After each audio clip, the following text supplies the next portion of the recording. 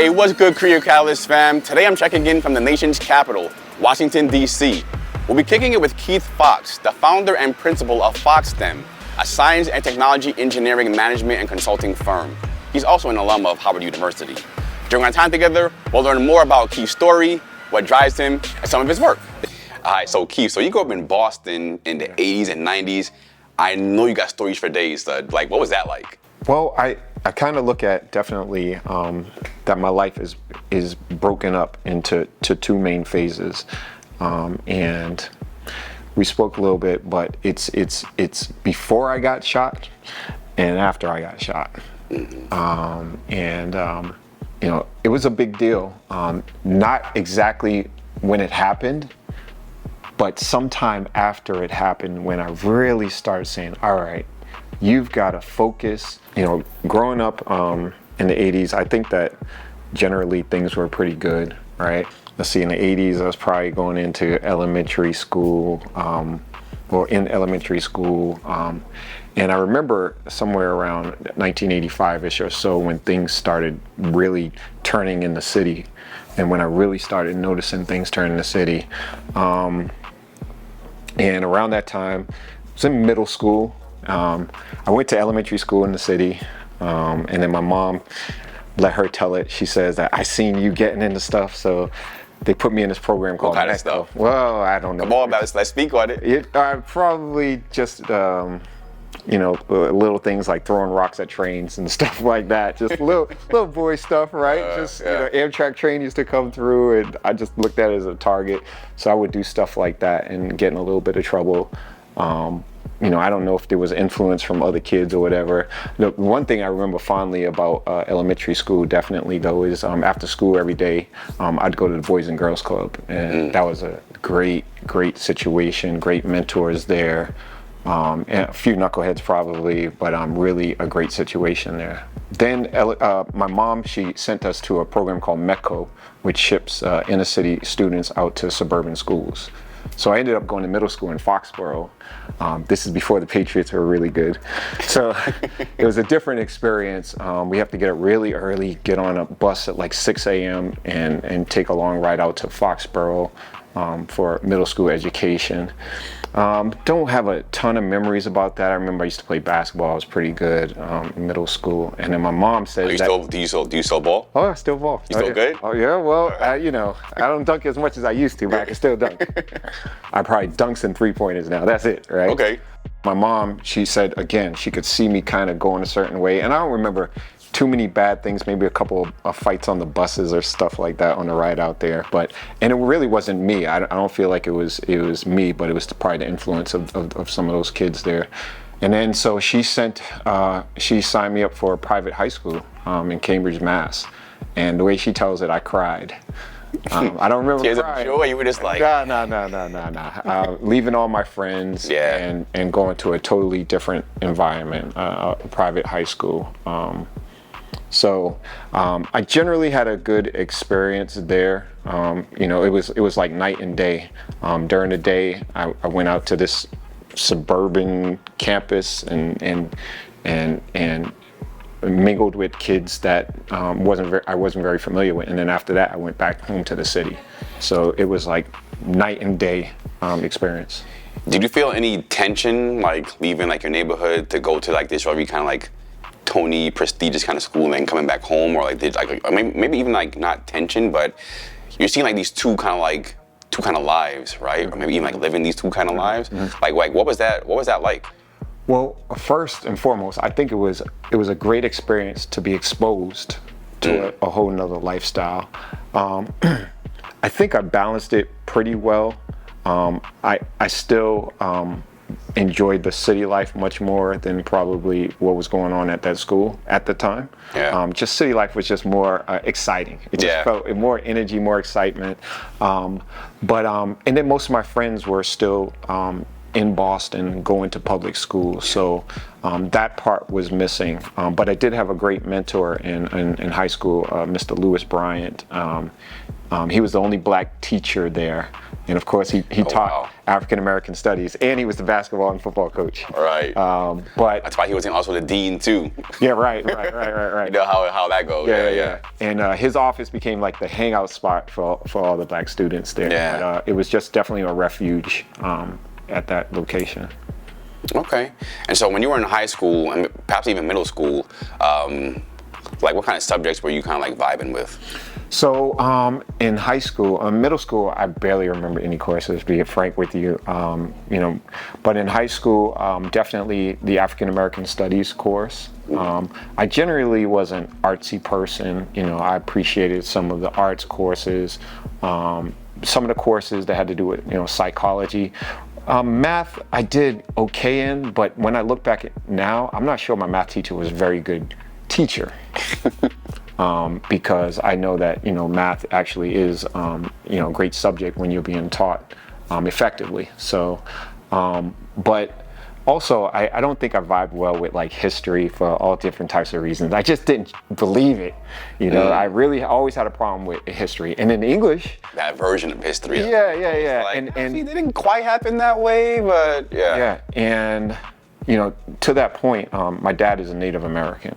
And so that was always part of my heritage also. We're part of the Mashpee Wampanoag tribe in Massachusetts, and the history books didn't talk much about that at all. So I always felt like this is, I don't even know what this is. Like, you don't see yourself in it. It feels disrespectful. I didn't appreciate it, and I just didn't believe it. So and then I have something about English. Like, I didn't do very well in English. It's not because I don't speak English well. It was always like you'd read a passage and then the teacher say, well, what do you think that author meant by what you just read? And I'm like, exactly what he just said. Like, I couldn't, like it's right there. Right. So I couldn't process that information, which is probably because I'm very analytical, which actually made me good for math and engineering. You mentioned that you were into like art a moment ago, and so when we talked, you mentioned like being like a graffiti artist and graphic. So yeah. Tell me like a little bit about that. So it's very interesting. First of all, I'm definitely an artist, and I love graffiti. Back in the day, graffiti was for inner city youth. It was an opportunity for you to be somebody. From tagging to putting your art on walls. And so I became interested in it very early, probably around age 13 or 14. And I mean, we talk about everything from writing in our graphic books, which we call Bibles back in the day, to bombing trains and buildings and anything. Did you have a tag name that we can tell to the kids? Yeah. The tag name was Mark 1. Mark 1. And one summer I was what they call the Get Up King. Like, my tag was up the most in the city. Oh wow, okay. So if I walk through Boston now, or Mattapan even, can I find, like, is any of your work still up there, or has it been like covered? It's probably been a while. Yeah, it's probably been a while. And you want to say Mattapan, I say Boston. Like, we were everywhere. We were everywhere. And to that point about graffiti, I had an interest in graffiti. I enjoyed math. I was good at math compared to my peers, is what I understand. And because of those two things, after leaving high school, or towards the end of high school, I started thinking about, what kind of fields to get in. And several folks recommended architecture. Because of your ability to draw? Yes. Yes. And math. So combining those two things, and it made sense. It made sense to me. I ended up going to Howard University for architecture originally. Okay, HU. Okay. Yes. Morehouse, HBCU love. Yep, Bison. What was that like? Well, it's very interesting. When I first went to Howard, I wasn't very mature.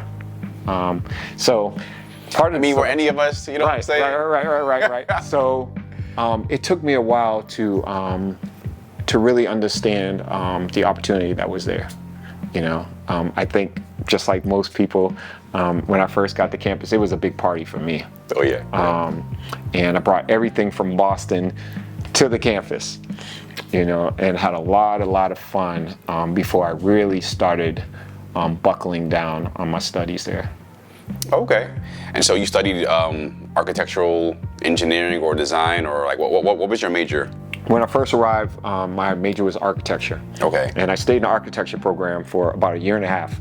And I remember there was a professor who came out one time and he says, you know, they're not hiring right now architects in the economy. The economy is not good, they're not hiring architects. And I feel like my heart dropped at that moment. And I was thinking to myself, like, I'm not going through school and then getting out and not having a job. Right. And so I immediately started looking for a change to my major. What'd you end up doing? Well, it's interesting. The building next door was the engineering building. And the one thing that I knew about engineering is that engineers design roads and bridges. Again, going back to my urban background, I love cars. So I love cars, I love roads, right? Cars, roads, driving. So I put the two together and I was like, let me look into the civil engineering program. And I seen that they had a transportation segment of civil engineering. And I was like, you know what? I think that's what I want to do. So I immediately transferred over to engineering and started my studies in engineering. Okay, wow. So like your motivation to shift majors was really kind of driven by like this survival of like, okay, paycheck. I gotta have some income. Yeah. Okay. I've heard about people who graduate without a job. That's real, man. Yeah, sometimes it's like, oh, like you know, you gotta choose. Yes, you have to like choose what's gonna put money in your pocket, what's gonna allow you to like to survive, all those things. Did you have any like mentors or those who were helping like guide you through like these pretty like big decisions? I would say no. I definitely had mentors who were trying to manage my behavior. So I was still. Say more about that. I was smart enough for self-preservation in some ways, but there were a lot of mentors that seemed like a destructive side. And so even to today, some of my best friends will say, Keith, you know, even though we were all hanging out and having fun, you always had your backpack on and you were always on your way to class. Like I understood that survival thing, and I think that was developed back home growing up. Like I gotta get through this despite everything. And I kind of hold that mentality now to today. So you were here in DC and Howard having a good time, you're doing your studies and all that. During the summers, you were going back home to Boston. Yeah. What was that like? Was it, cause like for me, like, you know, growing up, Atlanta and Brooklyn were two very different places. Yeah. And just like, you know, I would like confront just like some of like the dichotomy or differences about like, you know, when you're outside of like that college environment. Like, you know, sometimes like, you know, knucklehead friends come around or, Sure. like, you know, influences, things that like were not good for us in that context. Sure. They come back around, like the temptation, if you will. Yeah. Did you encounter anything like that? I would say yes. And the reason why the only hesitation is that when I came to DC, I sought out people from my neighborhood in Boston. So when I came here, I came and found friends that were very similar. So you moved towards that versus, That's correct. And despite being on campus with students from all over the world, very smart people, I kind of sought people that I was more familiar with also. So I mingle with these folks and these folks. So the point I'm making is that when I went back to Boston, it was just the same. You know, I kept it the same and balanced the two worlds. Been balancing like two worlds for a long time. And I guess I've become good at it. Have those worlds ever clashed? I think that I found a way to utilize some of the skills from one world, put it to the other, skills from one world, put it into the other, and be able to effectively navigate both. What kind of skills are you naming there? Discipline is definitely one. Anyone who will listen, I talk to them about discipline, from making your bed in the morning to, you know, having some type of workout routine, like even walking or running or you know, exercise. Like that mental discipline, I think is so important. And I've seen folks with a lot of discipline do great things. So that's definitely one technique. And also just having like a stamina, you know, so whenever you think that, you know, other people might be resting, that you're working. And I know that you're probably one of those people too. You know, you're out in front, you're waking up early, maybe you're you're putting in a little extra effort than everybody else. I think that part of that is, for me, was I was an athlete. And I like to tell the young kids now, every time we had sprints in basketball, I would win every sprint, every ladder, every suicide, I would win it. Like mentally, I told myself I'm gonna win it, I would win it, just to push everybody further, So I think that things like that have helped in both worlds, particularly more so probably in the world that I'm in now. And the world that you're in now, you're the principal and founder of Foxx STEM, which is a science, technology, engineering, management consulting company. But it sounds like from what you shared, your path wasn't as obvious that where you are now, which we started out, we spoke a little bit a while ago. You've had some close calls, right? Sure. I mean, are there any that you were that you feel comfortable speaking on? Prior to the incident when I was just referring to, when I got shot, I was 20 years old, and I was at Howard at the time, went home for the summer, and ended up getting shot in my midsection by someone that, in the gut? Just in my abdomen, officially, and the bullet exited right here. Point blank, by someone I had never met before in my life. Wow. And it's just, kind of like an urban incident where someone feels disrespected and things get out of hand really quickly. And I almost lost my life. I remember laying on my back and thinking definitely that I was going to die. And all the people that were important to me passing through my head. I even pictured the newspaper article that would announce my death. And I was fortunate enough to wake up the next day in the hospital. I wouldn't say I immediately got better. I may have even taken a turn for the worse at that point because I was very paranoid. But sometime after that, after some therapy, which I'm a very strong proponent of, that I was able to correct ship and get some things in place.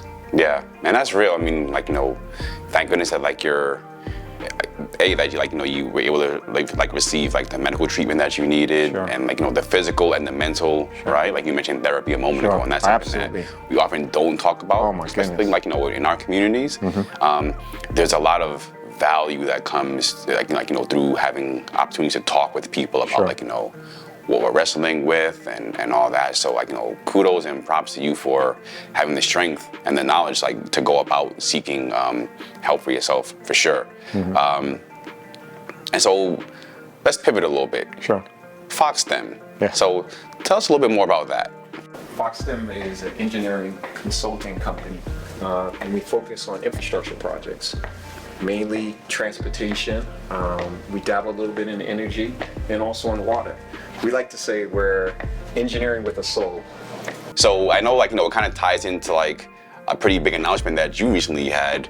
That you wanna share a little bit more about that? Yeah. So I am the incoming chair of the board of ACEC, which is American Council of Engineering Companies, Metropolitan Washington, and this is very significant.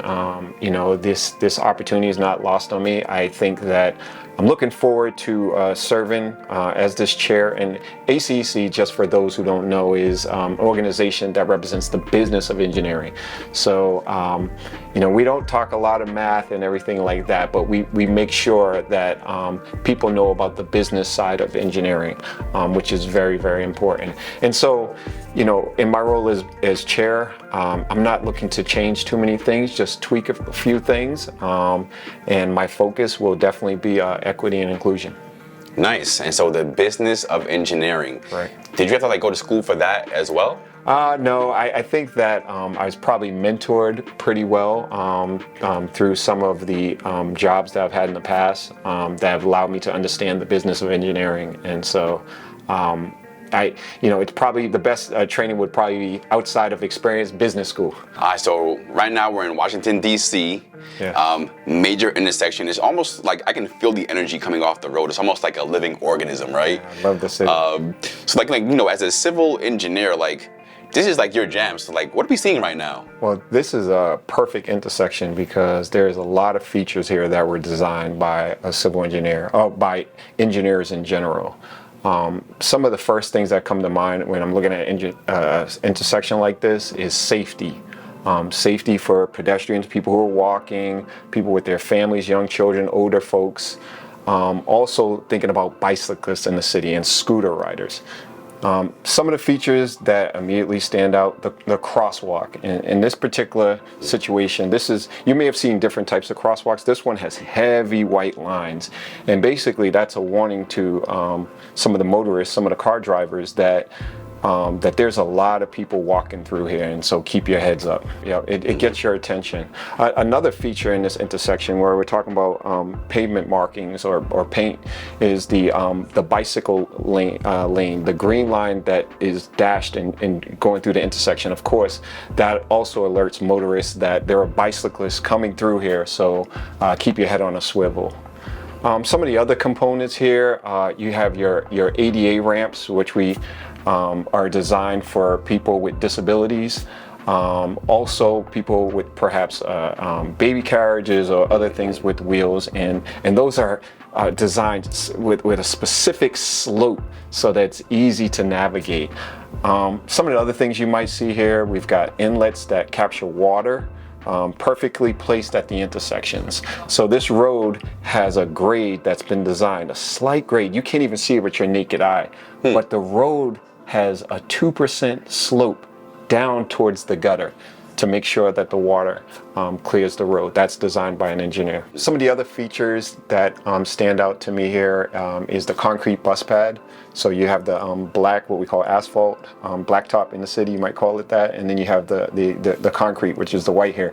And that concrete is designed specifically for buses. We call it a bus pad, and the reason for that is concrete is a harder material, and you have these heavy buses, and perhaps in the summer when the asphalt gets really warm, a bus would every time they stop, they would deform the asphalt. So you have a concrete here for the bus pads. The traffic signals are designed in such a way so that they can be viewed by cars. There's timing on how long the green light should be, how long the red light should be, based on traffic volumes, how many cars are coming through here, and at what time of day. So at rush hour, you may have different timing than you would have during the rest of the day. And this right here, this in the middle, the double yellow lines. Yes. There's like a black and yellow sort of like bump or hump. Like what's that about? So we would call that raised striping, and the intention of that is so when cars take a left turn, that they're not cheating to cut over on that double yellow line. And really that's another safety feature, and what that does is that helps cars make a wider turn so that they don't hit pedestrians trying to get into this road really quickly. A lot of cars will take this left turn very quickly and cut on the yellow line, but if it's raised, they may slow down a little bit just to navigate that turn there. Okay, and these bus stops. Yeah. Do you design that too? Yeah, so bus stops are, a lot of them are pretty standard, but the selection of them is very important, and for me that's an equity issue. Sometimes you just have like a sign for a bus stop, but these bus stops have shelters, all right? So the shelter covers you from rain, from even hot sun, and for me, that's about dignity. I mean, the person's not standing in mud going to a job interview or going to school or anything like that. So bus stop shelters are very important. Damn, man, I'm hearing bus stops, the cement, the bike paths, the lights. I mean, next thing you're gonna be telling me that you have a hand in the trees too. Whoa. So we definitely develop plans for the trees. So, and particularly in an urban environment, where a lot of times you're looking for shade. There's a lot of concrete, and these trees are specifically selected based on the maximum size they can get and the size of their canopy, so that you don't have to do a ton of maintenance once they're in the ground, but then they will serve their purpose, which is providing fresh oxygen and great shade for the city. So we love trees. And so now we're actually here at the Cleveland Park Station here in DC. Right. And so this is one of your many projects, Keith. Can you tell us a little bit about that and also some of the work that you and Chris are working on together here? Yeah. Well, first of all, this is my buddy Chris Hensley. Yes. He's a construction inspector on the job, a responsible person here to help the client oversee the construction work here. Chris will tell you a little bit about this project and the purpose of this project, which is a very important project for the District of Columbia. So the purpose of this project is to reduce the flooding impact that occurs during heavy storm surges. The escalators that we just came up, we have been known to actually flood and have water, essentially water falling down through them. Well, what kind of construction is going on that's going to help alleviate that flooding? What are you all overseeing? What kind of work is being done? So we are installing a new pipe system throughout this entire block and going a little further on each side. Currently, we are actually installing an inlet, which is a structure that collects water and then puts it into the system, the pipes and everything. We have 3 areas of work right now. Inlet, and we're actually installing a manhole on the main street right here on Connecticut. And let's take a look. The other part of this project will be to fix up the sidewalks. We have a service lane, which is like one of those little side streets, to make that actually accessible for cars as well as just your regular person walking down the street. We're going to be putting artwork throughout the whole site, and all this art will be local by local artists and everything. It's essentially making it more pedestrian friendly, so more safer for the average person crossing the street and everything. We do have, like, on the weekends, farmers markets and stuff like that, so this is a very, very busy area with lots of people. Good. So right here, they are actually in the process of installing the bottom half of what we call an inlet. It's essentially a water collection system. And these are actually designed to help clean the water before it actually goes down. This will actually go down into the Rock Creek Park, which is a really big, nice park that runs right through the middle of Northwest, which will eventually end up in the Chesapeake, and that will eventually end up in the ocean. Yeah, and the water quality inlets are special inlets designed to capture water, and it has 3 different chambers. Each chamber collects different sediment from the water as the water goes from one chamber to the next, and then it goes and then it drains out. So these water quality inlets have been excellent in the past probably decade at collecting water and kind of treating it before it goes back into the system. Yeah, it goes like this essentially, and then into the actual system. So as a construction inspector, Chris, tell us what skills you would need to be an effective construction inspector, and how has your engineering education helped you to be an effective construction inspector? There's a lot of background that goes into it to understand how to do maybe one little thing. But the nice thing about, like, my engineering degree is it allows me not only to understand, why we are having this, why we're putting this here, but, like, when I look at the plans and everything, how they come up with the calculations for how much flow they have, and it just allows me to be a better inspector and what to look for. And if I see something that's like that doesn't make sense, I can raise that up, because sometimes the designers will miss things, and we're also there to help catch that, to improve the quality of the product that we're putting together. I mean, essentially what I'm doing out here is I'm just making sure that what is designed and what goes into the ground match. Okay, nice. And so you've gone to grad school for a couple of topics, right? A couple of subjects. Yeah. So I ended up going to grad school twice on 2 different occasions. First time, took 6 courses, did really well, and just stopped. It just wasn't. It was something I thought I should do, but I didn't have a passion for it. So I stopped, and then probably 3 years later, I did it again. Went to a different school, took 2 courses, and again, my heart wasn't in it. It was something that I thought I should do, but ultimately I knew I wanted to start Foxx STEM, so my attention refocused on starting the company. All right, Keith, so as an entrepreneur means that you're your own boss, right? Yeah. The success of Foxx STEM lives and dies with you. Yes. What do you like the most, and perhaps even like what's the most challenging about being an entrepreneur?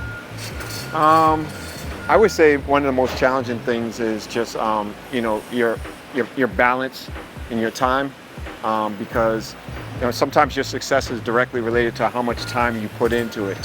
So you got to have a balance in life, still have your recreation, your family time, and those type of things, but you've got to be adamant about that. So that's one of the toughest challenges. One of the best aspects about being an entrepreneur and a business owner is being able to provide opportunities, being able to put people in the right situations so that they can succeed and grow, support their families. I definitely say the best feeling I get is when I'm able to help folks. So I love it. All right, Keith, so you shared so much with us today. Your story from tragedy turned to triumph. You mentioned younger knucklehead Keith, or hoodie Keith versus khaki Keith from from our phone call. Well said. How would you, if you had to give a message to your younger self, right? 16-year-old, 17-year-old, maybe even 20-something. What advice would you give? I have a lot of advice, but one thing that comes to mind immediately is listen to folks who are trying to mentor you. At some points in my life, I was being mentored and didn't have any interest in being mentored. But now I look back, and that wisdom that they were providing would have helped me very much early on in life. So what I could say is that, if you have people that are talking to you, people that are mentoring you, people that are providing some advice and wisdom, and you respect them, listen to them, because that is experience that you can use that can help you. And they have your best interests at heart a lot of times. So what I would do is definitely listen to those people a little bit more. Well, Keith, founder and principal of Foxx STEM, want to dap it up. Thank you so much for taking time out of your very busy day to spend time with Career Catalyst. To our viewers and listeners, as always, thank you for tuning in, and catch us on the next episode.